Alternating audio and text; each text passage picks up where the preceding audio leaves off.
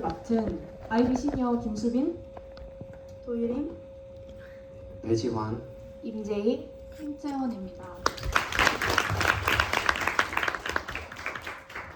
일단 발표의 순서는 제가 먼저 그러니까 프로젝트에 관련된 전반적인 사항들을 알려드릴 것이고, 여기 있는 친구들이 저희가 어떤 활동을 했는지 구체적으로 말씀드릴 예정입니다.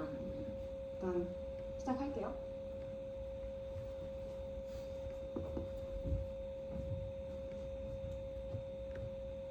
일단 설명을 하기에 앞서서 저희 카스 스테이지에 대해서 먼저 말씀을 드리고자 합니다. 저희 카스 스테이지란 카스 프로젝트 그리고 카스 활동을 기획하는 데 있어서 필요한 5가지의 스텝을 말하는데요. 첫 번째, investigations, preparation, action, reflection, demonstration의 순서로 저희가 발표를 구성을 했고, 이 점 참고해서 들어주시면 이해하는 데 유리하실 것 같습니다.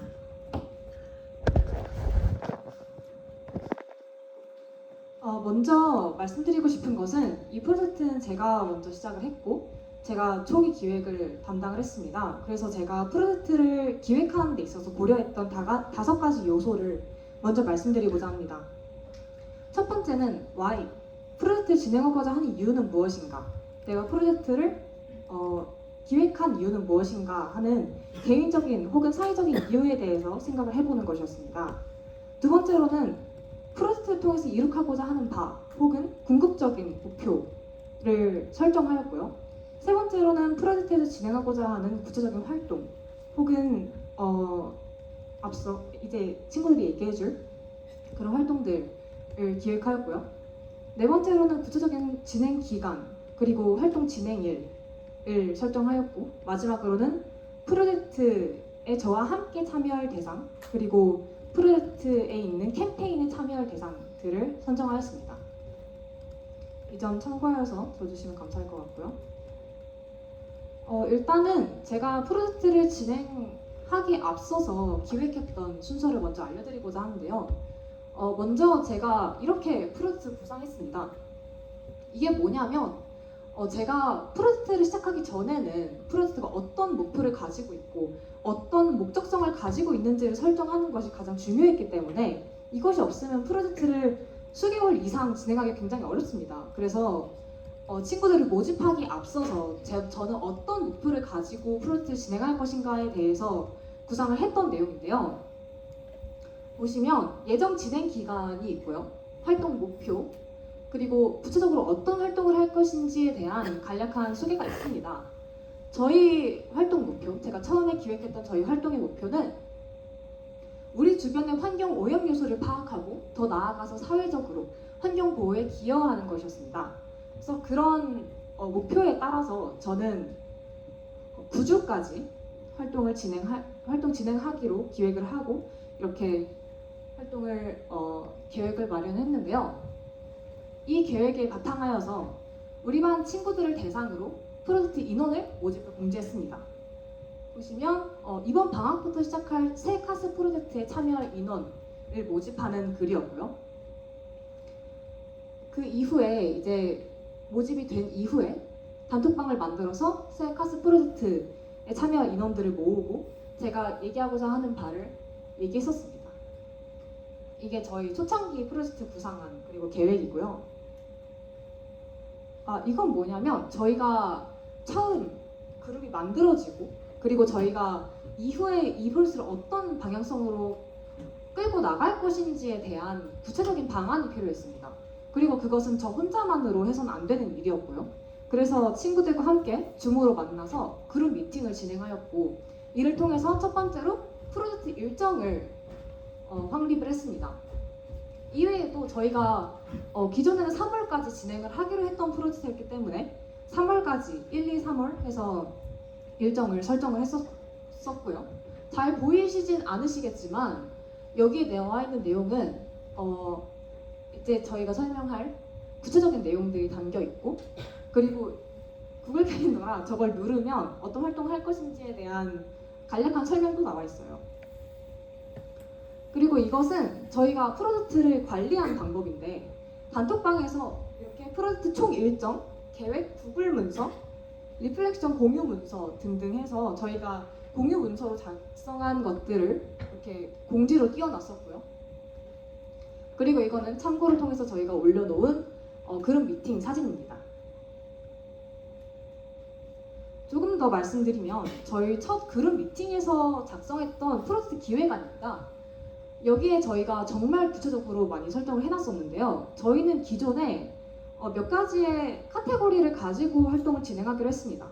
그래서 앞서 제가 말씀드렸던 우리 주변 그리고 더 나아가서는 우리 사회에 어떤 영향을 미쳐보자라는 목적을 가지고 진행했던 프로젝트였기 때문에 그렇게 카테고리를 나눠서 활동을 기획을 했었고요.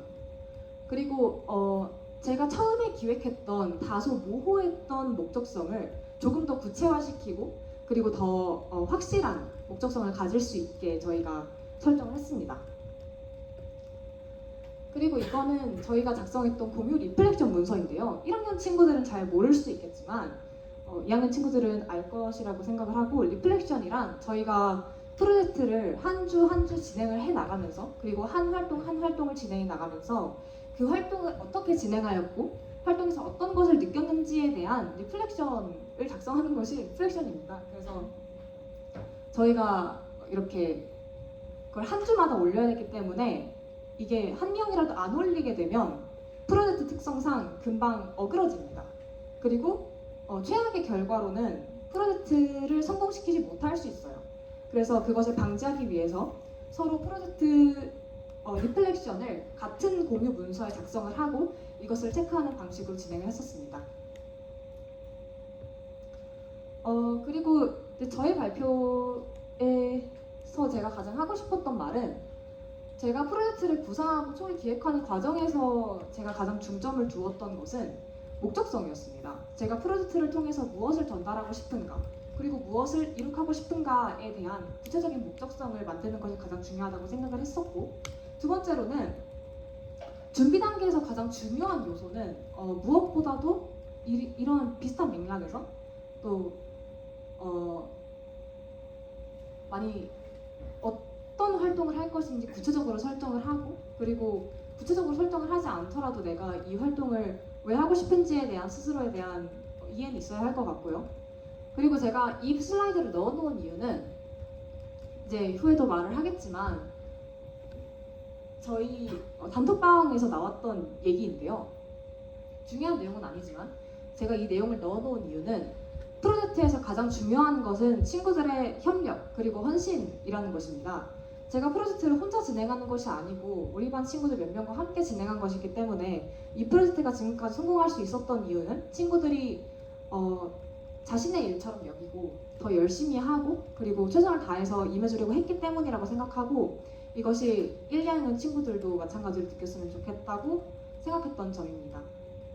그리고 이제 후에 친구들이 각자 맡은 파트를 진행을 할 텐데 이런 비슷한 맥락에서 이해를 해주시면 감사할 것 같습니다.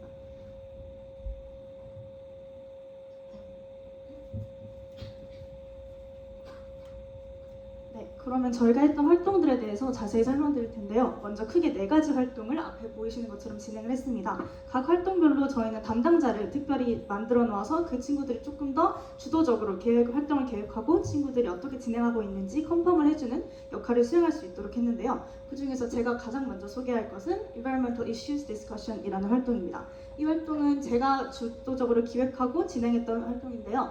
일단 제목에서 아시다시피 환경에 관한 이슈를 함께 탐색하고 그거에 대한 의견을 나누는, 어떻게 보면 굉장히 간단해 보일 수 있는 활동입니다. 그럼 저희가 이 간단해 보이는 활동을 어떻게 리플렉션에 녹여내고 저희 활동의 퀄리티를 어떻게 높이는데 사용했는지에 대해서 그걸 중점으로 말씀드리도록 할게요.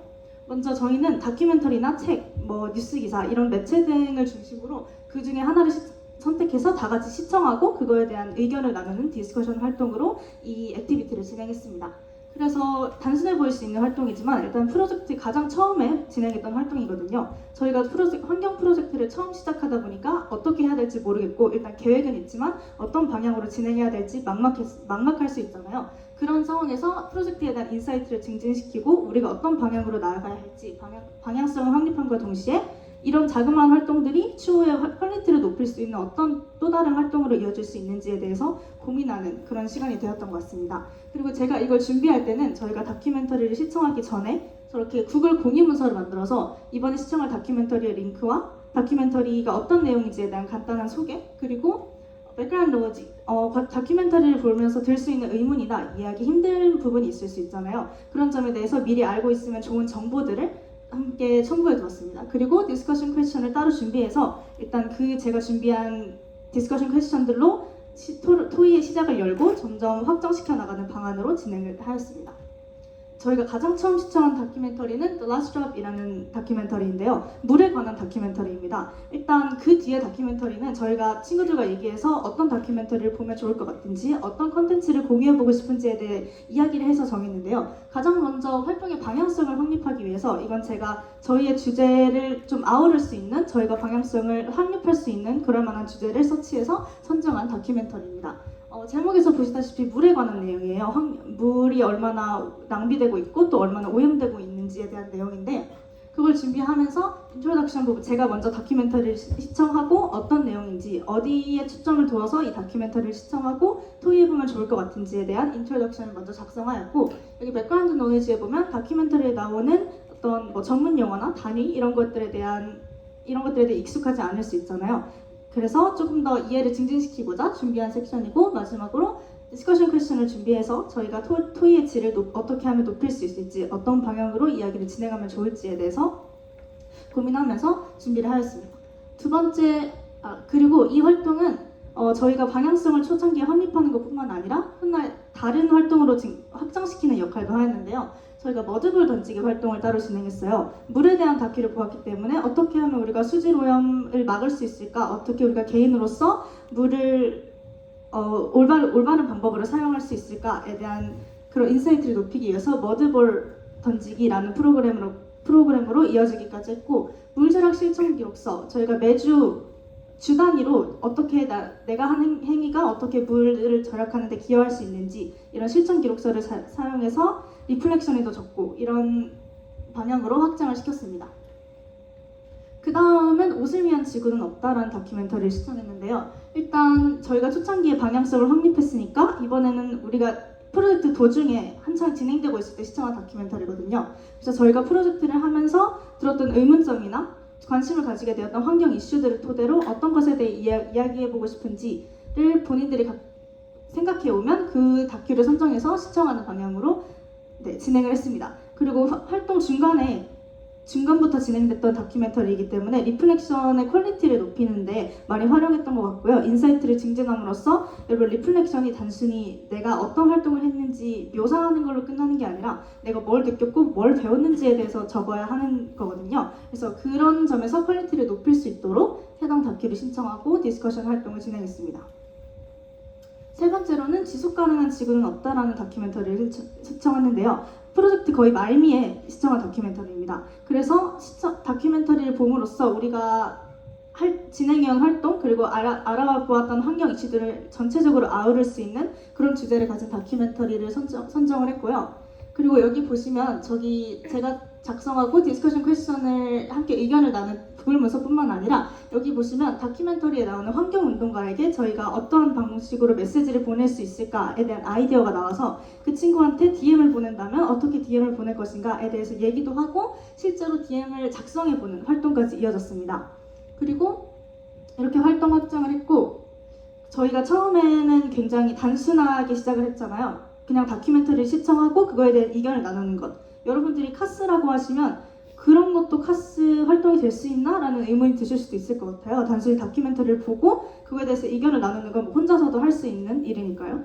근데 이런 거를 카스에 의미 있게 녹여내는 방법을 여러분이 조금 얻어가셨으면 좋겠어요. 그래서 처음엔 단순하게 시작했지만 이런 활동을 통해서 저희가 다른 활동으로 이어지게끔 확장을 시켰거든요. 아까 말씀드렸듯이 물 관련 다큐멘터리를 신청하고 머드볼 던지기라는 새로운 활동을 만들어서 수행했을 뿐만 아니라 다큐 속 환경운동가를 보고 메시지를 보내는 등 이런 식으로 메시지를 작성해봤던 시간도 가졌습니다.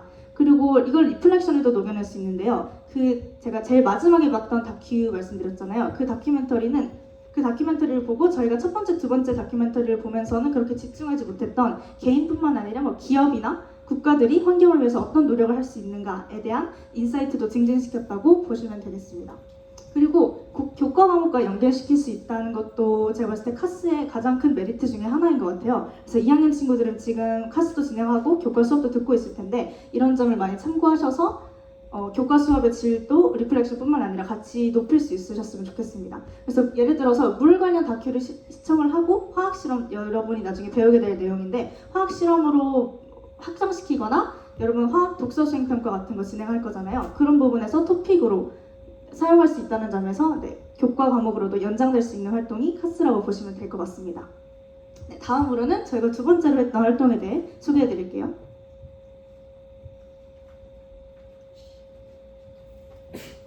네, 저희가 다음으로 한 활동은 이제 플러깅인데요. 이제 플러깅은 저희가 카스 프로젝트에서 진짜 처음으로 한 활동이고 여기서도 이제 같이 한 2학년 친구들도 있을 텐데요. 일단 플러깅이 뭔지 잠시 소개를 하자면 이제 플러깅은 이제 스웨덴에서 나온 단어인데요. 플러카 업 그리고 조가를 합쳐서 만든 단어인데요. 예측하실 수 있는 것처럼 걸어 다니면서 쓰레기를 줍는 뭔가 그런 환경 활동을 얘기하는 건데요. 이제 저희가 그래도 일단은 뭔가 우리 주변에 있는 우리 사회와 공동체에 뭔가 그래도 좀 변화를 줄 수 있지 않을까를 생각해서 시작을 하게 된 활동입니다.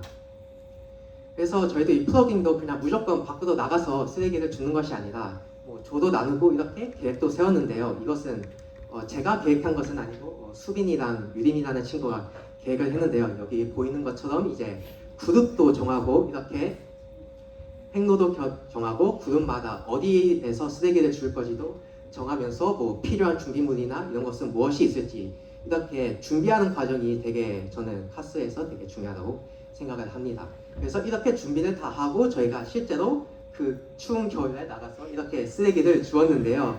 여기 보시는 것처럼 저희가 다들 롱패딩 입고 열심히 쓰레기를 주웠는데요.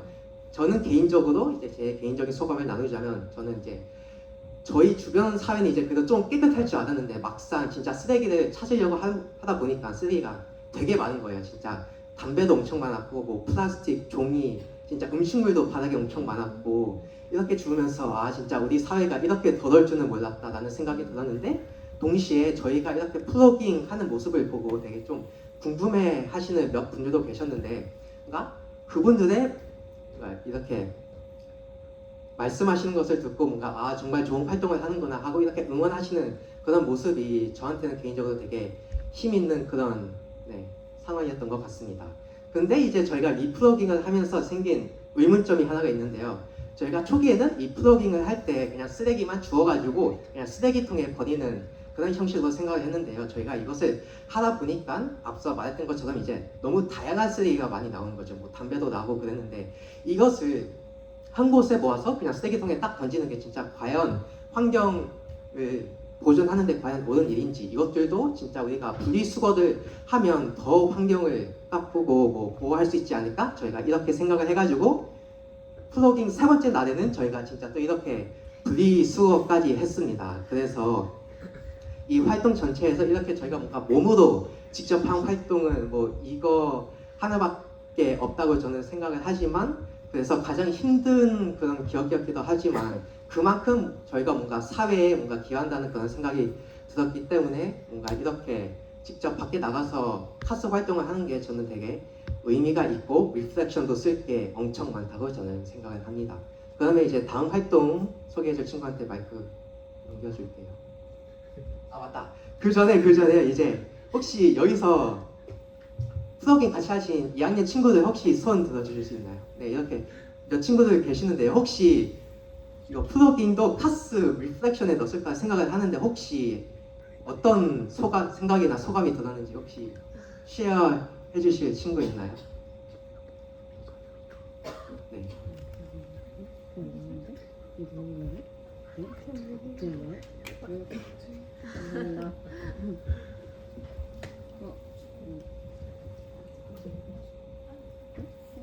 말해. 안녕하세요. 2학년 12반 김보민입니다. 저는 카스를 플러깅으로 처음 시작하게 되어서 되게 떨렸는데 선배님들과 처음 시작한 덕분에 많은 IB 관련된 조언들도 얻을 수 있었고 그리고 저는 VRC 기간에 기숙사를 살았는데 플러깅이 약간 잠깐의 일탈도 되어진 것 같아서 좋았습니다. 그리고 저 2학년 친구들은 다 익스피리언스로 참여했는데 이런 활동을 프로젝트로 한다면 각 지역의 쓰레기 분포도를 조사한 뒤에 하는 것도 좋을 것 같다고 생각했습니다. 저희가 같이 활동한 동안 선배님들이 다 일정도 짜시고 이렇게 다 해주셔서 불편하지 않게 항상 배려해 주셔서 추운 겨울에 엄청 추웠는데 잘 마칠 수 있다고 생각했고요. 지금 와서 생각해보면 엄청 많은 사람들이 참여했는데 의견을 확실히 조율해주고 스케줄 같은 걸 다 같이 잘 맞춰주신 덕분에 잘 마칠 수 있었다고 생각합니다. 감사합니다. 또 혹시 소감 나도 나눠주고 싶다는 친구 있을까요?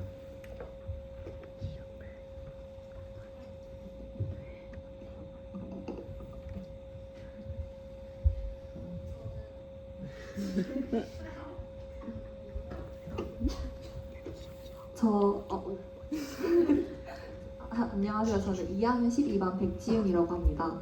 저는 운이 좋게도 좋은 선배님들과 함께 플로깅이라는 활동으로 카스를 처음 시작하게 되었는데 선배님들께서 먼저 친절하게 먼저 말도 걸어주시고 조언도 해주셔서 IB와 카스에 대한 개념도 잘 이해할 수 있었습니다. 또 선배님들께서 플로깅을 하면서 길거리 담배꽁초가 정말 많다는 것을 이제 알게 되었는데 그래서 저는 그 선배님들과 함께한 플로깅 활동을 바탕으로 카스 프로젝트도 마무리 지었습니다. 선배님들께서도 좋은 기회를 저희와 함께 해주셔서 카스 첫 시작과 카스 프로젝트를 성공적으로 마무리할 수 있었던 것 같고 저의 카스를 첫 카스를 즐겁고 행복한 기억으로 만들어주셔서 감사하다는 말씀 전해드리고 싶습니다.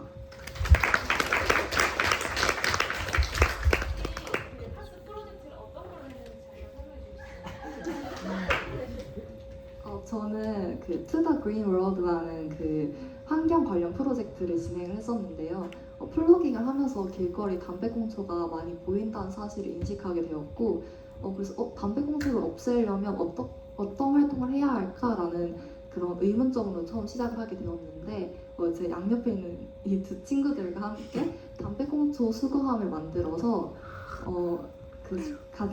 식당 앞에 이렇게 허락을 받고 설치하는 그런 프로젝트를 진행을 했었습니다.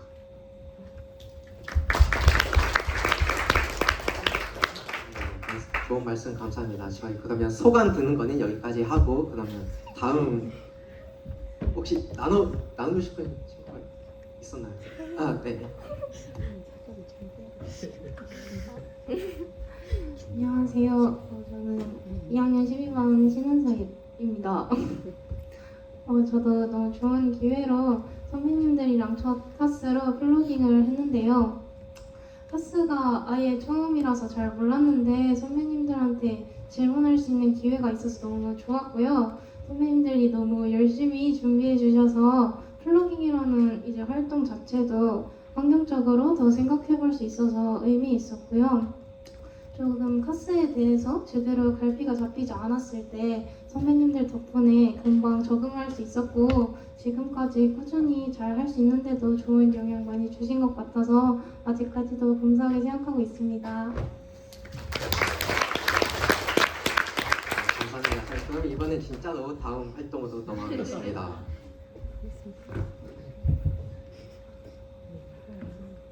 네, 안녕하세요. 저는 이메일 보내기 활동에 대해 설명해드릴 홍채원이라고 합니다. 저희가 이 활동을 기획하게 된 동기는 저희가 앞서서 두 개 설명드린 그 두 활동을 바탕으로 진행하게 되었는데요. 저희는 이 두 활동에서 배운 점과 이 활동을 통해서 느꼈던 것들을 표현하고 기업이나 어떤 국가 기구에게 전달하고자 이 활동을 시작하게 되었습니다. 첫 번째 단계로 저희는 어떻게 활동을 진행할 건지 계획을 했는데요. 어느 기관에 어떤 내용으로 이메일을 보내는지가 이 활동의 퀄리티를 가장 많이 좌우한다고 생각을 해서 이 단계에 가장 많은 시간을 쏟았던 것 같습니다. 저희는 그래서 최종적으로 정부 기관 그리고 시민단체 그리고 기업에 이메일을 보내기로 했고 이 내용들은 앞서 플로깅에서 쓰레기 문제가 정말 심각하다는 것을 깨닫고 그 쓰레기장 관리를 더 개선할 방안 이런 거를 좀 생각해서 충남도청 그리고 아산시청에 이메일을 보냈고 아까 앞서서 얘기한 그 두 번째 다큐멘터리가 의류에 관련된 다큐멘터리였는데 이 다큐멘터리에서 패스트 패션이라는 것을 지적하면서 이게 환경에 어떤 영향을 미치는지에 대한 내용이기 때문에 이 내용을 기반으로 더 오얼 파운데이션 그리고 의료기업 자라 인디텍스에 메일을 보내게 되었습니다. 그래서 저희는 다음으로 이 기업에 이메일을 보내기 위해 자료 조사를 진행했는데요. 이렇게 개별적으로 자료 조사를 진행한 뒤 각각 파트너와 어떻게 내용을 꾸릴 것인지 조금 더 상의를 한 뒤에 이렇게 이메일을 보내게 되었습니다. 이건 예시로 갖고 온 제가 보낸 이메일인데요. 이 마지막에서 볼 수 있다시피 저희가 각각 다른 단체에게 이메일을 보내긴 하지만 저희 이 프로젝트를 함께한 모든 멤버가 이 내용을 인지하고 있고 공유하고 있고 이 문제에 대해서 정말 해결해야 된다라는 의견을 가지고 있다는 것을 전달하기 위해서 이렇게 5명의 사인을 함께 보냈습니다. 그리고 이 활동은 또 교과목과 연계할 수 있는데요. IB 영어에서 라이팅이라는 파트가 있는데 여기서 다양한 종류의 글쓰기를 배웁니다. 그래서 이때 영어 이메일 쓰는 법을 이 활동을 통해서 조금 더 깊이 있게 다룰 수 있었습니다. 그리고 실제로 자라와 인티텍스라는 기업으로부터 답장을 받기도 해서 더 의미 있게 활동을 마무리할 수 있었습니다. 이제 다음 활동으로 넘어가겠습니다. 네, 여러분 이제 시작한 지 한 30분 좀 더 지났는데 어떻게 듣고 계신가요? 좀 뭔가 도움이 되는 것 같으세요? 네. 지금 보시다시피 저희가 이렇게 5명이서 같이 프로젝트를 했잖아요. 카스 프로젝트는 이제 아이비 친구 2명 이상이 같이 하면 되는 건데 이제 인원이 많아지면 많아질수록 팀플을 해보신 분들은 아시겠지만 프리라이딩을 하려는 사람들도 있고 되게 그런 어떤 협조를 구할 때 되게 어렵잖아요. 그래서 저희가 지금 각각 한 사람씩 맡아서 한 활동들이 진짜 각 활동 담당자를 설정했다는 거를 보여드릴 수 있는 거예요. 그래서 저희는 그 여러분들께 이 얘기를 일단 가장 먼저 하고 싶었어요. 그래서 여러분들이 이런 팀 활동을 할 때 가장 좋은 거는 특히 프로젝트는 여러 가지 활동을 같이 하는 거기 때문에 한 활동당 이 사람이 리더다라고 생각을 하고 이 사람의 의견에 좀 더 중심을 두고 가면서 그래도 모든 사람이 한 번씩은 다 주도해보는 그런 경험들 그런 거 하나 일단 팁으로 잡아주셨으면 좋겠습니다. 그래서 저는 제가 맡은 활동은 스위치 오프 캠페인이에요. 여러분들도 보신 분들은 있으실 텐데 불끄기 캠페인이에요. 이 활동은 어떤 맥락에서 나온 거냐면 아까 수빈이가 처음에 저희가 계획을 할 때 여러 가지 테마를 잡아서 활동들을 계획했다고 이야기를 했는데요. 여러 가지 테마 중에 하나는 우리 지역사회에 기여하자, 우리가 지금 살고 있는 이 마을에 기여하자 그거여서 이제 플로깅이라는 활동을 진행했던 거고 그리고 그 전에 했던 뭐 디스커션 같은 거는 그 전에 우리가 좀 더 알아보자 이런 의미에서 했던 거고 그 다음에 편지 보내기 활동은 우리는 지역사회에서 더 나아가서 이 국가, 이 좀 뭔가 더 글로벌한 쪽으로 나아가 보자 해서 했던 겁니다. 그리고 이거는 이제 우리는 학생이기 때문에 우리 학교 안에 한번 기여를 해보자. 우리 학교에서부터 어떤 행동을 시작해보자. 그런 의미에서 시작된 캠페인이에요. 그래서 이 캠페인은 2파트로 나눠져 있어요. 첫 번째는 설치 광고형 캠페인입니다. 이 설치 광고라고 하는 거는 들어보셨겠지만 이제 우리가 그냥 지나다니는 곳들에 항상 놓여져 있는 어떤 메시지 그것들이 이제 우리 일상에 자연스럽게 스며들어 와서 우리의 행동을 바꾸게 되는 그러한 힘에 좀 기댄 활동이에요. 이 캠페인은 저희가 진짜 우리 학교에서 빈 교실에 불이 항상 켜져 있는데 그 빈 교실에 불이 켜져 있는 것만으로도 되게 환경에 안 좋은 영향을 끼칠 것 같다라는 생각에서 실제 조사를 한번 해봤어요. 챗 GPT 같은 걸 좀 사용하긴 했지만 알아본 결과 되게 많은 빈 교실에서 불을 계속 켜놓고 있는 것만으로도 많은 전기가 낭비되고 있다. 그럼 이거를 친구들한테 어떻게 전달을 할까에서 어떤 표현 방식에 많이 고민을 하면서 설치 광고형 캠페인은 진행을 했습니다.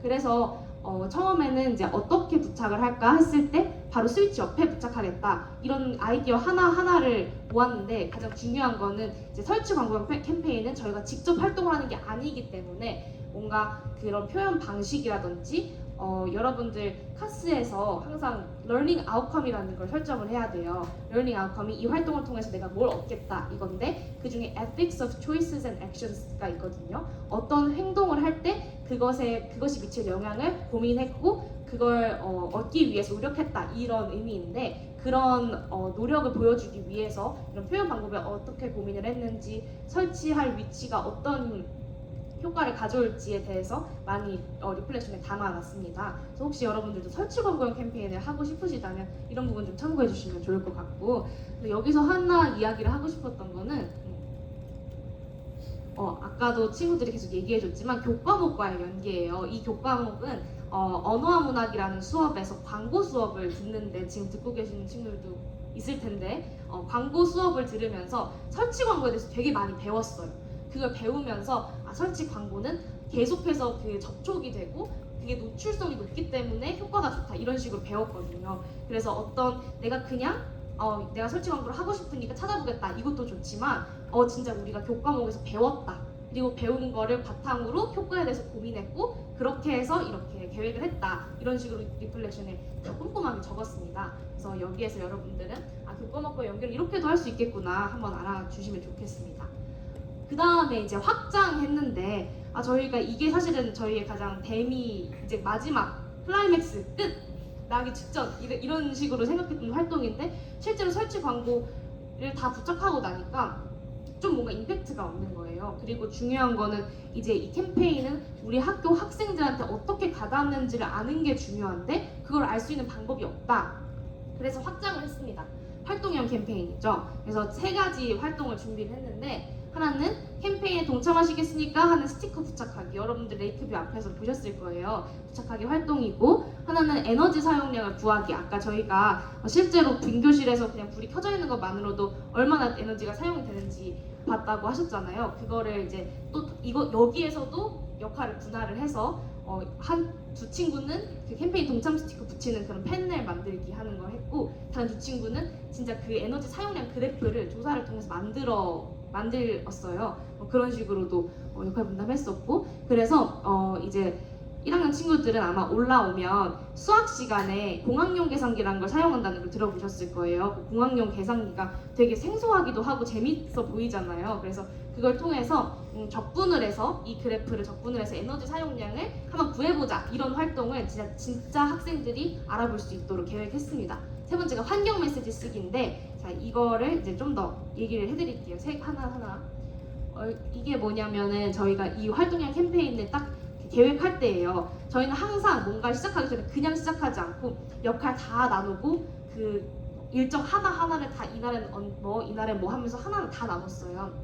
그래서 보시면은 누구는 이걸 할 거고 이걸 언제까지 하겠다 이런 식으로 좀 작게 보이긴 하지만 이렇게 회의를 거쳐서 일단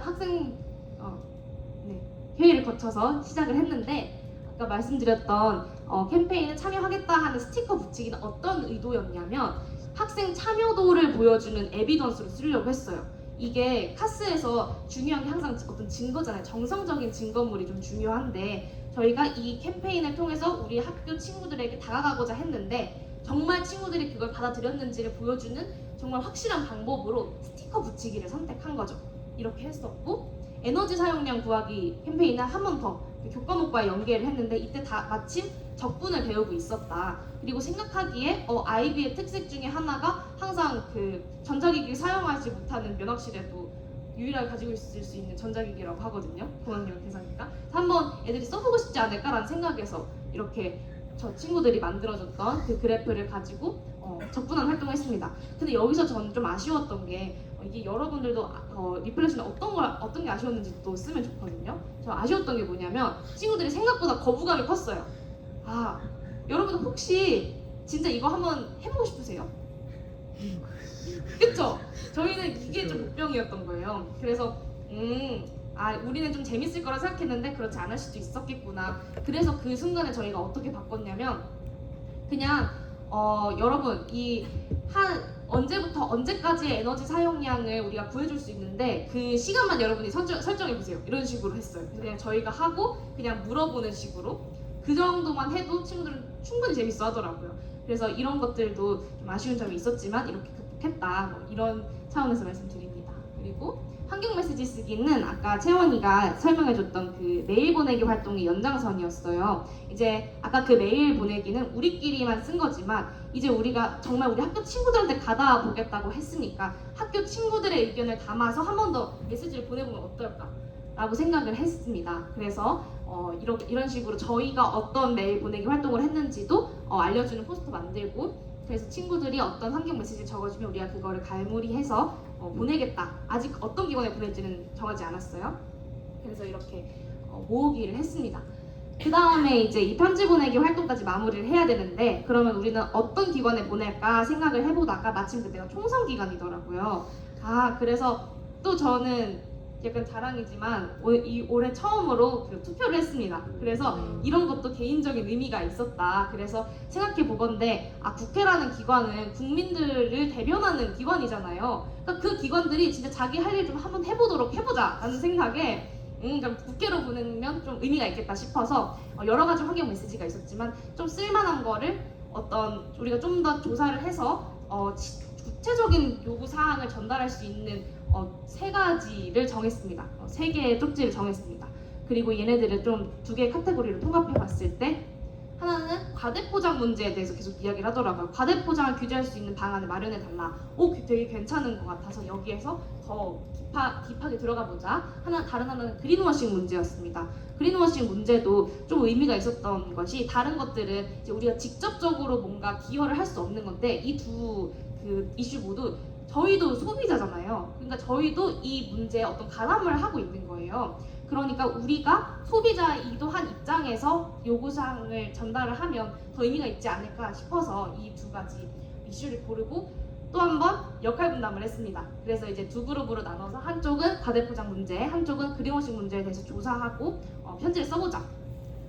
그렇게 해서 이제 단톡방을 저희는 정말 많이 활용을 했어요. 그래서 저는 이건 제가 조사한 내용인데 그냥 과대포장 문제에 대해서 해결해주세요 라는 내용이었지만 여기에서 정말 의미가 있으려면 구체적인 내용이 들어가야 되잖아요. 그래서 그런 구체적인 내용을 우리가 조사했다는 점에서 우리의 주체성, 능동성을 보여줄 수 있었습니다.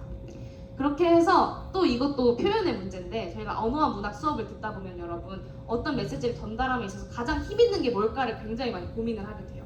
그렇게 생각했을 때 손편지 그냥 메일을 띡 써서 보내는 것보다 어떤 충남 삼성고등학교의 학생이 직접 또박또박 썼던 그런 손편지가 더 마음을 울리지 않을까 싶었고 또 다른 하나는 저 편지 봉투예요. 저 편지 봉투 성수동 놀러 가서 되게 귀엽다 싶어서 사온 건데 이것도 약간 저희의 전략이 좀 들어갔습니다.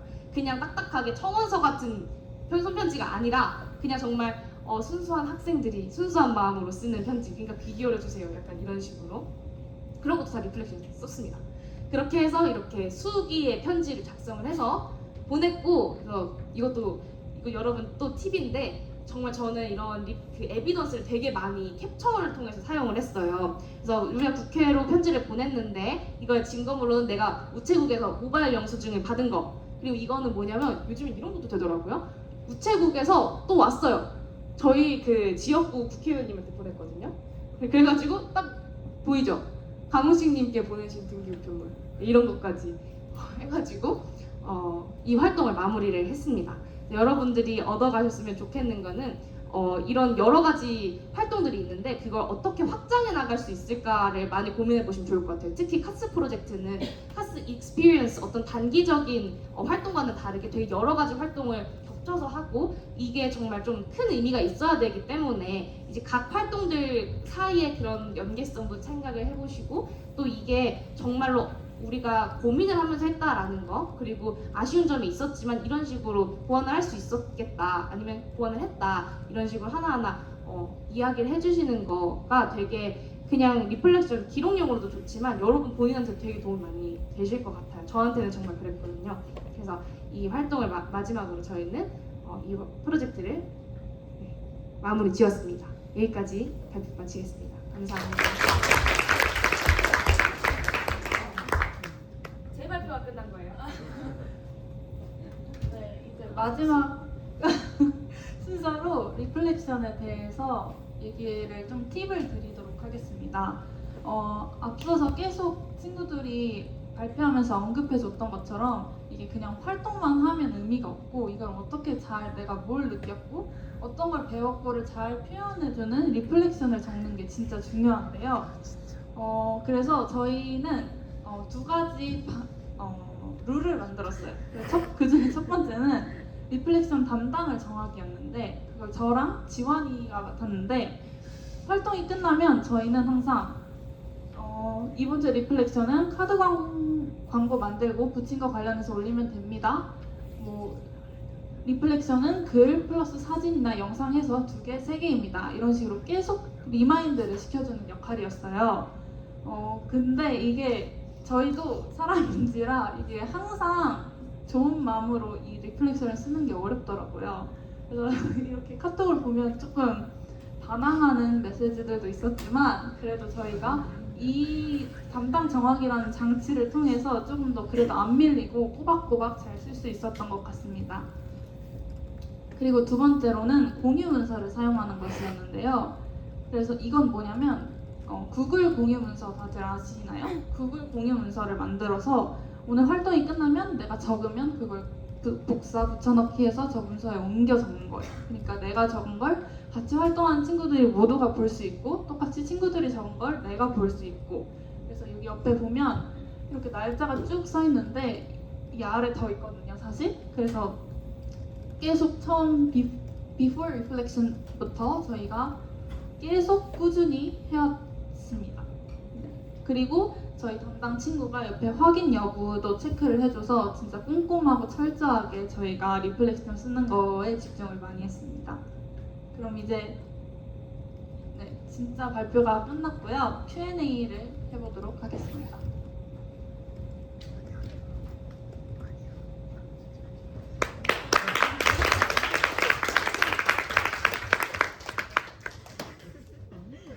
여러분이 갑자기 이제 그 질문을 생각하시기 힘들 수도 있으니까 잠깐 말씀드리는 건데 이제 이지연 선생님께서 저희 카스 활동 담당자세요.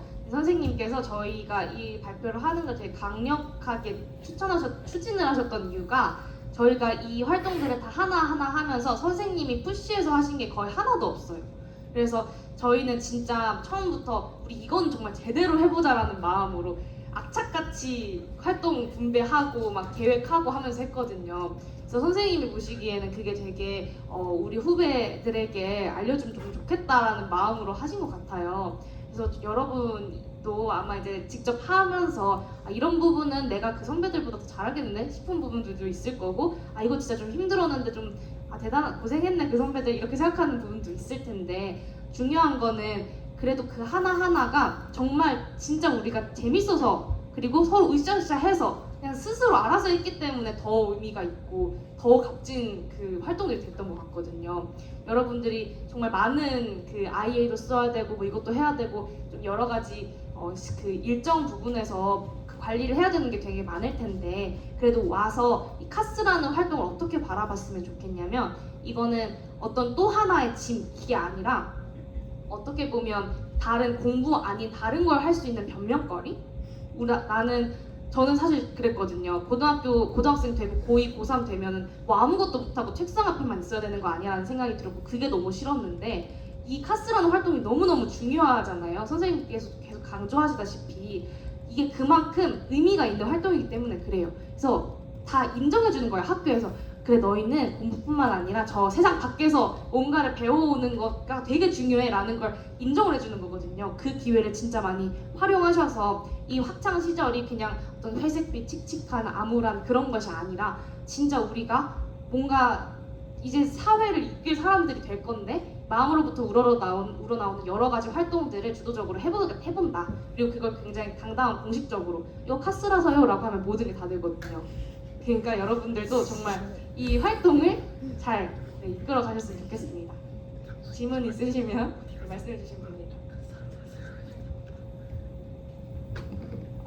아까 전에 그 급식실 앞에서 한 활동이 기존에 하던 활동이 좀 부족함을 느껴서 확장형 활동이라고 말씀하셨던 것 같은데 그럼 그 활동 같은 경우에는 시작할 때 미리 계획한 게 아니라 그 중간에 하다가 따로 추가적으로 계획하게 된 활동인지 여쭙고 싶습니다. 네, 맞습니다. 사실 처음부터 설치 광고형 캠페인을 또 계획한 건 아니었어요. 그냥 처음에 우리는 뭐 이런 이런 테마 아래에서 활동들을 할 거고 그리고 그 중에서도 우리 학교에서 하는 활동은 그냥 학생들을 대상으로 뭔가 직접 실천을 해보는 그런 거다. 이렇게만 아웃라인을 잡아놨기 때문에 그냥 하는 과정에서 설치 광고형 캠페인을 생각하게 된 거고 또 하는 과정에서 여기서 더 나아가서 우린 이렇게 해보겠다. 이렇게 한 거여서 처음부터 막 계획들이 막 어그러지고 이런 건 아니었어요. 그리고 되게 사실 충분한 그런 여유가 있는 활동이기 때문에 리플렉션에 어떤 고민을 가지고 이 활동을 확장시켰는지만 잘 담아내시면 뭐든지 다 가능합니다.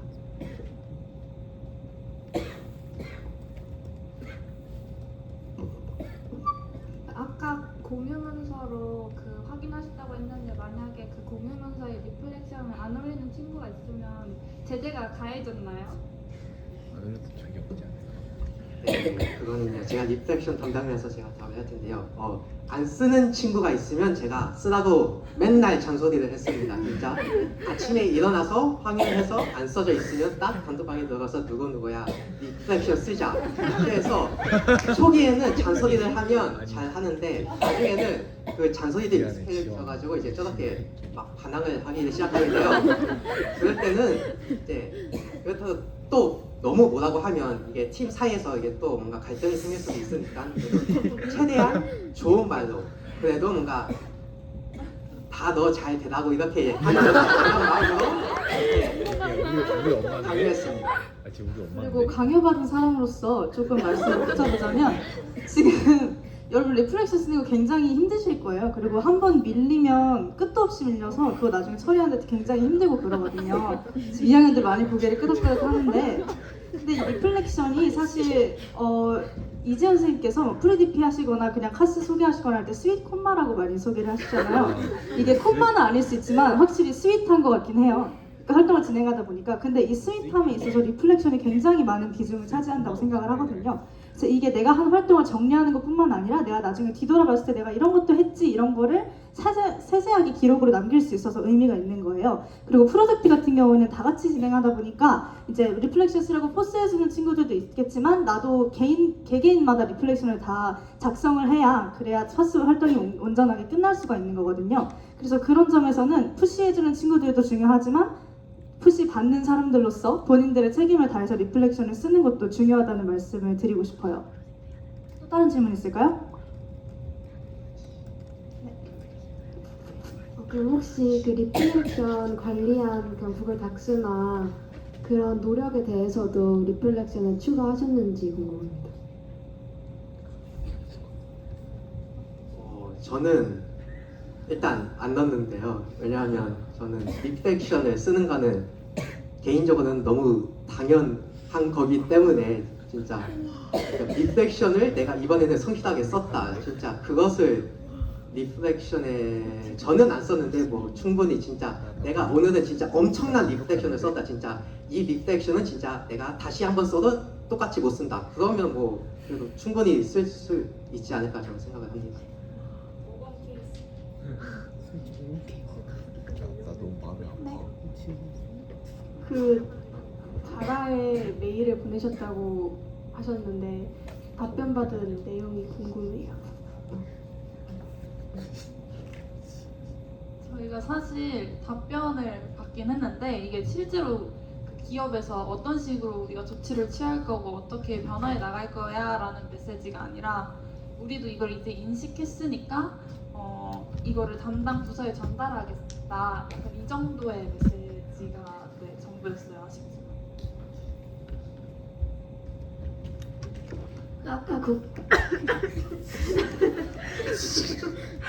국회의원한테 손편지 쓰셨다고 하셨는데 혹시 답장도 왔어요? 어떨 것 같으세요? 안 왔을 것 같은데. 슬프지만 그렇습니다. 사실 그래서 이제 이런 어떤 특히 인터랙티브한 활동들을 계획하는 상황에서는 이제 이게 그 활동의 대상자가 호응을 해줘야 의미가 있는 거잖아요.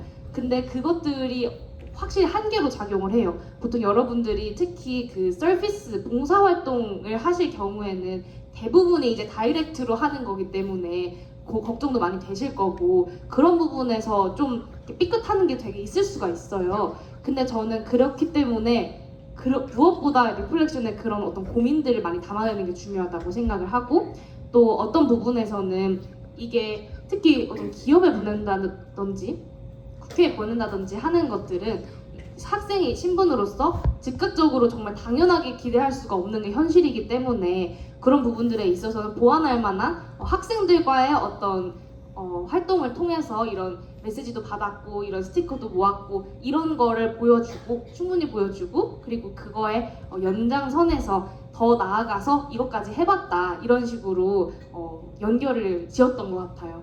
여러분들이 저도 약간 좀 상처를 안 받을 순 없지만 그래도 그런 부분들에 있어서는 최대한 내가 이것들을 하고 있었다는 거 그리고 내가 이거에 대해서 되게 진심이었다는 거를 보여주는 게 더 중요하다고 생각을 하기 때문에 그런 거에 대해서는 여러분들도 막 너무 망설이지 말고 그냥 무대뽀로 막 질러보셨으면 좋겠어요.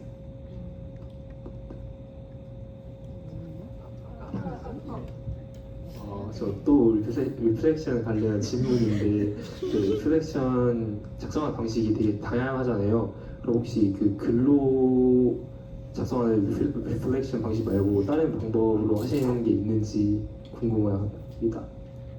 저희 같은 경우에는 진짜 그냥 글이나 사진이나 영상을 이렇게 했는데 거의 대부분은 글로 썼고 사진이나 뭐 영상 같은 거는 뭔가 우리가 이런 활동을 했다 뭔가 그런 형식으로 좀 많이 써가지고 확실히 글을 많이 쓰기는 하지만 꼭 글로 하는 것이 아니라 뭔가 그냥 사진을 해도 되고 영상에서도 뭔가 내가 그날은 뭔가 갑자기 뭔가 글이 좀 쓰기가 싫다면 그냥 영상 속에서 제가 막 설명을 해주고 뭐 조금 편집을 하면 그러면 뭐 글을 굳이 안 써도 되긴 합니다.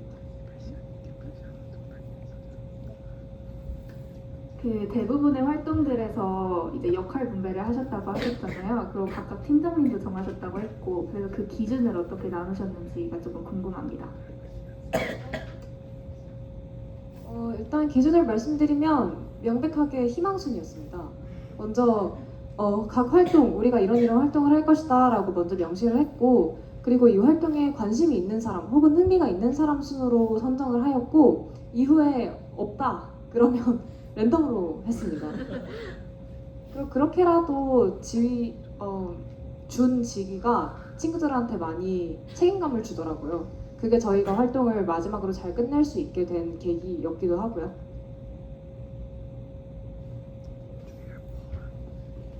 아까 다큐멘터리나 영상을 찾아보고 그다음에 느낀점을 나눈 다음에 활동을 하셨다고 했는데 그 과정이 어떻게 하면 조금 잘 이루어질 수 있을지 궁금해서. 일단 그런 활동 같은 경우에는 팀원들의 참여가 가장 중요한 것 같아요. 이제 아이비 하게 되시면 2년 동안 봐야 될 사이니까 굉장히 가까워지거든요. 그러면 자칫 잘못하면 너무 인포멀해질 수가 있어요, 관계가. 그래서 저희 같은 경우에는 저희의 프로젝트의 가장 큰 장점 중에 하나였다고 생각하는 게 저희는 공과 사의 구별이 엄청 철저했거든요. 그래서 공적인 얘기를 할 때는 단톡방에서 뭐 좀 더 포멀한 언어를 쓴다던가 이런 식으로 공과 사의 구분이 굉장히 자연스럽게 잘 되어 있었어요. 그래서 디스커션 같은 경우에는 내가 맨날 학교에 등교하자마자 보는 친구들이고 맨날 농담도 하면서 웃는 친구들인데 갑자기 진지한 얘기로 디스커션을 하려면 조금 어색하거나 조금 진행하기 어려울 수가 있거든요. 근데 그런 거를 여러분들이 잘 조절을 하셔야 되는 게 디스커션 굉장히 아까도 말씀드렸지만 간단한 활동인데도 저희는 다른 활동으로 확장을 많이 했어요. 그게 진지하고 다 같이 진지한 모습으로 진심으로 이 활동에 임했기 때문이라고 생각하거든요. 그래서 다시 한번 말씀드리지만 프로젝트는 리더가 혼자 이끄는 게 아니에요. 아까도 계속 말씀드리고 있는 거지만 각각 역할 분담해서 그 리더도 있지만 팀원들이 진짜 개인의 일이라고 생각하고 참여를 해줘야 되는 거기 때문에 그런 점에서 다른 활동으로 확장시키기가 용이했던 것 같습니다.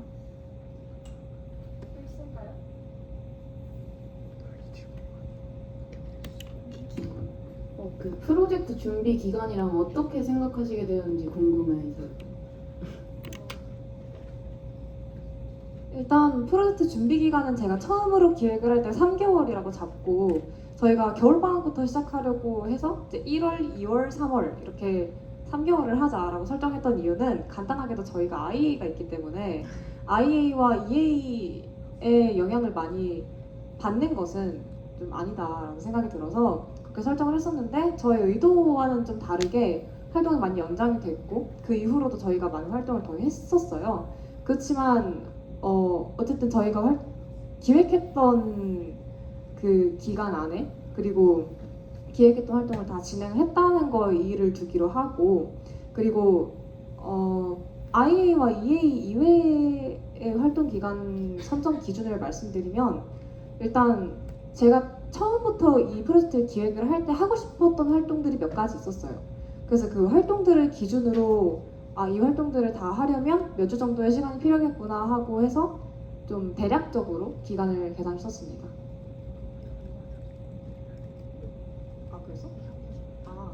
왜 하고 싶었는지에 대해서 또 말씀드리면 일단 제가 작년에 모의 유엔을 다녀오면서 제가 SDG에 대한 조사도 했고 그에 대한 발표도 했었습니다. 그래서 그런 조사를 계속해서 이어가면서 우리 학교에서도 친구들과 함께 환경에 대한 프로젝트를 진행하면 좋지 않을까? SDG에서도 제가 환경 관련된 SDG를 발표를 했기 때문에 이걸 조금 확장시켜서 우리도 우리 자신 그리고 우리 사회, 우리 학교에 뭔가 영향을 주는 활동을 할 수 있지는 않을까라는 생각이 들어서 그렇게 막연하게 생각을 했었고 이걸 구체화시킨 건 친구들이랑 같이 했었습니다.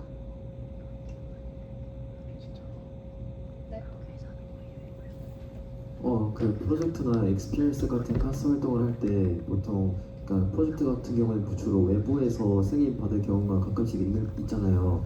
근데 그럴 때 만약 상대방이나 아니면 저희 입장에서 피치먼트 사정으로 인해서 슈퍼바이저를 그러니까 어그리먼트 폼이나 뭐 그 프로젝트 어프로벌 폼을 못 받을 때 그럴 때는 어떠한 대책으로 어떠한 방안으로 따르게 해결하는지 궁금합니다. 일단 외부에서 그 담당자 선생님을 찾을 때 제일 중요한 거는 이해시켜 드리는 거예요.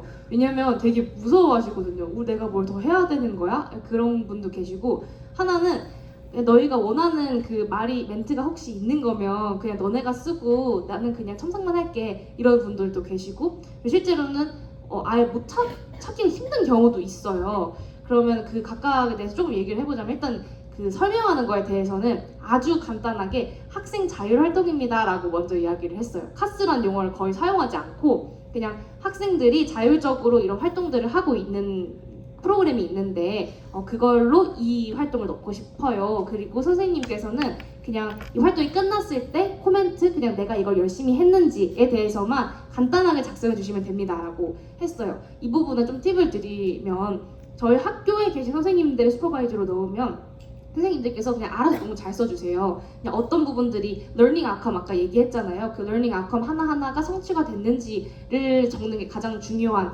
이 코멘트의 역할인데 그런 부분들을 하나하나 설명드리기가 좀 어렵거든요. 그래서 그냥 가장 중요한 성실성이 괜찮았나, 협동심이 보였나, 이런 거에 대해서 적어주시면 됩니다. 라고 한 다음에 받은 다음에 이제 이지원 선생님한테 보여드렸어요. 그래서 이지원 선생님께서 이런 부분들은 보충이 좀 필요할 것 같은데 그런 부분들은 선생님이 직접 해주실 수 있는 부분도 있고 아니면 더 좋은 방법으로 전달해 주실 수 있는 그런 어떤 또 공식 서류 같은 것도 주시기도 하세요. 그런 적극적인 도움을 많이 받았고 그리고 이제 찾기가 어려운 경우에는 보통은 저는 그런 경우에는 그냥 활동을 일단 시작을 해놨어요. 그래서 그 파일을 어글먼트 파일을 먼저 올려야 되는데 그럴 때는 그냥 빈 파일을 일단 올려놓고 그 다음에 그 타임라인을 맞춰야 되기 때문에 활동을 계속 진행을 하면서 또 그 활동에서 얻게 되는 활동 담당자를 해주실 만한 분이 계실 수도 있고 그리고 이지원 선생님과 지속적으로 상담을 했던 것 같아요. 그런 부분들에 대해서는. 그래서 이건 외부 활동이긴 하지만 어쨌든 우리 학교 선생님들 중에 이분이 해주셔도 괜찮을 것 같다라고 하시는 것도 있었고 그런 식으로 가장 중요한 거는 이지원 선생님과 많은 상담을 나누는 거일 것 같아요.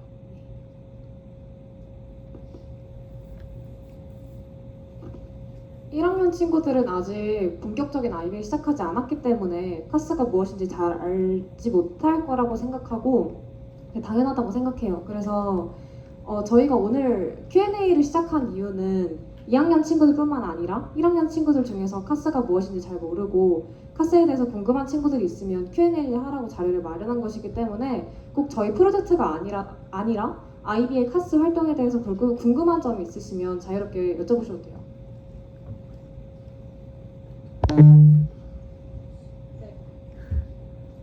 저 프로젝트랑 상관없이 카스 관련 질문이긴 한데요. 제가 지금 닫아야 하는 카스가 3개 있는 상황인데 선생님들께 몇 달째 찾아가서 닫아달라고 제발 닫아달라고 말씀드리고 있는데 3분 중 1분도 닫아주시지 않고 계세요. 이런 경우에는 어떻게 해결해야 할까요? 일단 어프로벌 폼을 말씀하시는 건가요? 아니면 리뷰 폼을 말씀하시는 건가요? 리뷰 폼이요. 그런 경우에는 저도 한번 그랬거든요. 익스피리언스를 했는데 거의 익스피리언스가 끝나고 몇 달째 자주 보는 분임에도 불구하고 몇 달째 리뷰폼을 작성을 안 해주실 때가 많았어요. 그럴 때는 그냥 종이를 들고 찾아가시면 됩니다. 종이랑 펜을 들고 찾아가서 지금 당장 일이 없으시면 여기서 작성해 주세요라고 하시면 작성을 해주시거나 적어도 그날 안에는 작성을 해주실 거예요. 근데 이게 카스가 만약에 아이비 선생님이라면 그럴 일 없이 그냥 말씀드려도 빨리빨리 진행이 될 거지만 외부 선생님 같은 경우에는 굉장히 조심스러울 수 있거든요. 그리고 선생님들도 부담이 되시는 게 그 리뷰 작성하는 게 꽤 부담이 되시다 보니까 그럴 경우에는 일단 직접적으로 대면하는 것도 가장 좋지만 계속 되게 이해하기 쉽게 설명을 드리는 게 중요할 것 같아요. 그리고 너무 길게 적어주시지 않아도 되니까 제가 한 이런 활동에 대해서 한 이런 부분을 강조해서 적어주셨으면 좋겠어요 라고 계속 말씀을 드리는 게 좋을 것 같습니다. 만약에 교내 선생님이라면 그냥 종이 출력해서 펜과 함께 가져가시고 요청하시면 될 것 같아요.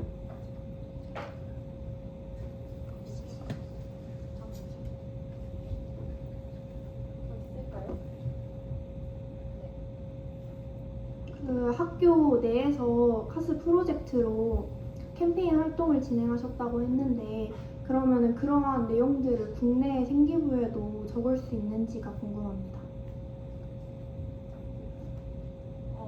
저희가 작년에 아마 2학년 몇몇 친구들은 알 것 같은데 캐츠라는 또 다른 프로젝트가 있었거든요. 근데 그거를 실제로 여러분이 원한다면 담임 선생님께 자료를 드리고 그리고 담임 선생님은 카스 하는 거 다 아시고 리플렉션 다 보실 수 있으니까 원하면 자율이나 진로 활동에 넣을 수 있는 걸로 알고 있어요. 그래서 저도 2학년 생기부에 캐츠 활동을 했다고 넣었어요. 그리고 아마 진로 활동으로 인정되는 것도 일부 있을 거지만 대부분 카스 활동은 자율 활동으로 들어가거든요. 그래서 여러분 아직 아이비 생기부를 안 받아보셨을 것 같은데 나중에 학기 말이 되시면 아마 담임 선생님들께서 자율 활동 진로를 적어서 내잖아요. 그때 카스를 당연히 고려를 해주십니다. 그래서 그때 내가 넣고 싶은 카스 활동이 있으면 자율 활동에 넣을 수 있어요.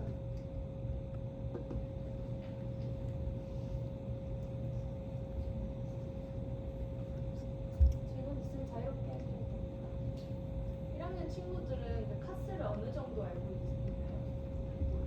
아예 모르나요? 그럼 오늘 발표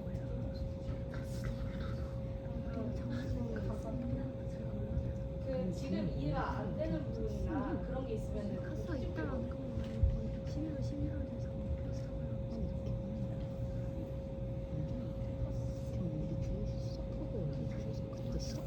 카스 1학년 친구들은 카스를 아예 설명을 못 들었어요. 아니면 조금 뭔지는 안다. 이런 게 있는 건 안다. 이 정도인가요? 이 정도 그 정도? 일단 그럼 간단하게 설명해드리면 이제 CAS, Creativity, Activity, Service 이 세 가지의 약자예요. 그래서 뭔가 비교과 활동, 청체 활동 같은 거라고 보시면 되는데 각각 Creativity, Activity, Service 이 세 가지 활동에 해당하는 거를 찾아서 지속적으로 해나가는 그런 활동이라고 보시면 됩니다. 일단 IB 코어 과목 중에 하나이기 때문에 패스 or fail이고 이걸 fail하면 IB 디플로마를 취득할 수가 없게 돼요. 그래서 IB에서 굉장히 중요한 비중을 차지하는 뭔가 아이덴티티 같은 그런 부분이라고 생각을 해주시면 될 것 같고, 크리에이티비티 같은 경우에는 말 그대로 뭔가 창의적인 활동을 하는 건데 그럴 경우는 산출물이 항상 나와야 돼요. 내가 뭔가 저희 같은 경우는 크리에이티비티 같은 경우에 뭐 이번에 발표를 했으면 발표 PPT가 크리에이티비티가 되거나, 예를 들어서 저는 또 며칠 전에 레전드 페스티벌에서 본 친구들이 있을 텐데 저는 그걸 또 크리에이티비티에 넣었어요. 그럴 경우에는 PPT나 내가 준비했던 자료 같은 거를 나중에 파이널 에비던스라고 하면은 내가 이 활동을 했다를 증명할 수 있는 자료거든요. 그런 걸로 첨부할 수 있는 경우에 크리에이티비티 활동이 되는 거고, 액티비티 같은 경우에는 쉽게 생각하시면 운동 같은 활동이라고 생각하시면 됩니다. 그래서 1인 일기에서 1인 일기 뭐 사격이나 뭐 그런 거 하는 친구들은 다 액티비티로 넣고 있거든요. 그래서 액티비티 같은 경우에는 뭐 내가 운동하는 모습을 실질적으로 촬영을 해서 그걸 에비던스나 리플렉션으로 넣거나 이런 식으로 활동을 하실 수 있고, 서비스 같은 경우에는 봉사활동이에요. 근데 봉사활동에서 제가 처음에 조금 헷갈렸던 게 이게 내가 내 입장에서 나는 봉사해주는 거다라고 생각하고 넣을 수 있는 게 아니라 내가 봉사하는 대상이 진심으로 그 봉사를 필요로 할 때만 서비스 활동으로 기재를 할 수가 있는 거예요. 그래서 내가 외부 봉사활동을 하거나 아니면 저희처럼 저희 이거 서비스 들어가기도 했는데 뭔가 커뮤니티를 위해서 그런 활동을 하거나 할 경우에 서비스로 첨부를 할 수 있습니다. 그래서 이 세 가지 활동을 일단 기본적으로 카스라고 하고요. 그리고 그 봉사활동 진로 시간 뭐 이런 거 할 때 그냥 어떤 시간만 채우면 된다 이런 게 한국식이잖아요. 근데 이 카스 활동은 그런 거랑 상관없이 이 1년 동안의 타임라인이 있어요. 여러분들이 그 아이비 들어오시면 매니지백이라는 약간 큰 산액 같은 그런 공간이 있는데 그 공간에 계속 이런 모든 활동들을 기록을 하시는 거예요. 근데 그 카스란에 보면은 1년 동안의 그 캘린더가 있고 그 각 캘린더에서 이때부터 이때까지는 빨간색으로 뭐 내가 크리에이티비티 영역에 활동을 했으면 그렇게 돼 있고 뭐 액티비티면 파란색으로 돼 있고 이런 식으로 그 어떤 타임라인을 촘촘하게 채우는 게 더 중요해요. 그래서 이거는 절대적인 시간의 기준이 있다기보다는 그냥 이 1년 동안 어떤 한 달을 뭐 공백 없이 잘 해냈다, 그게 더 중요하고 또 정성적인 면에서 내가 고민을 하면서 열심히 했다, 이거를 보여주는 게 더 중요하다고 말씀드릴 수 있겠습니다.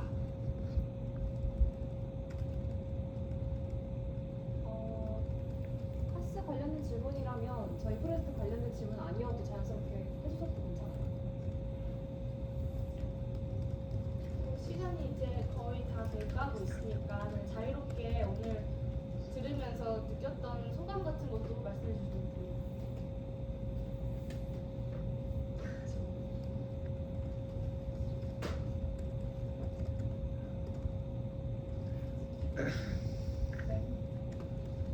질문인데 제가 처음에 아이비 시작할 때 이재 선생님께서 카스에 자신의 색을 드러낼 수 있는 무언가를 가지고 가는 게 중요하다고 들었는데 혹시 선배님들께서는 그렇게 자신의 색을 드러낼 수 있는 요소가 카스 안에 있는지, 있다면 또 무엇인지 여쭙고 싶습니다.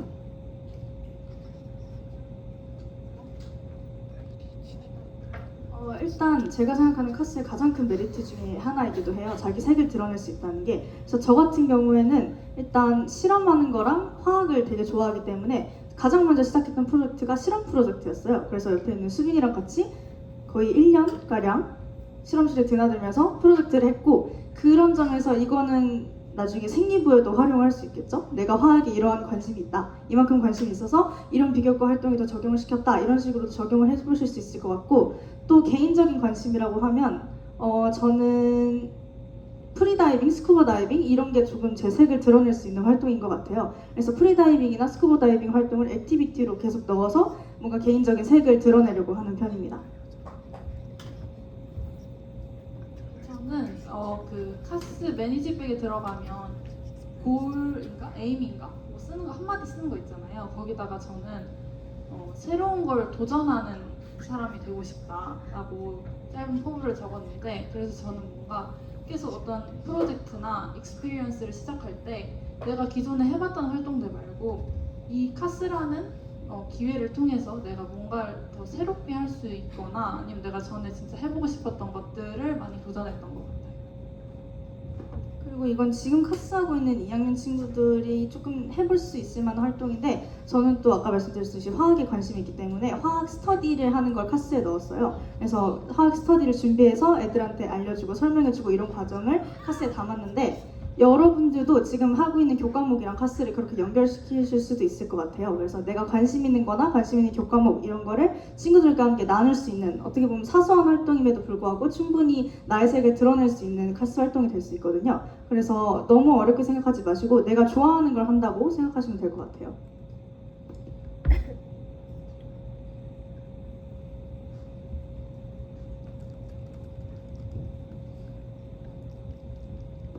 마지막으로 질문 하나 더 있을까요? 하나 정도 더 받고 마무리하면 될 것 같아서요.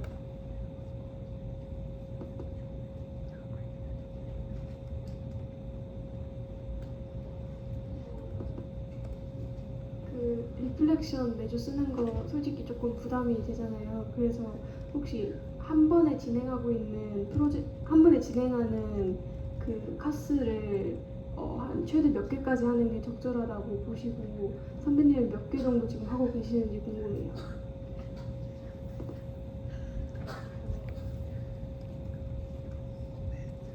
저는 그 카스가 단발적인 카스하고 되게 장기적으로 꾸준히 하는 카스로 나눌 수 있다고 할 수 있는데 그 장기적으로 했던 카스 중에 하나는 제가 매주 한 편씩 문학 작품이나 예술 작품을 추천글을 써서 반 친구들에게 전하는 그런 독서길라잡이의 활동에서 확장시키는 카스가 있었거든요.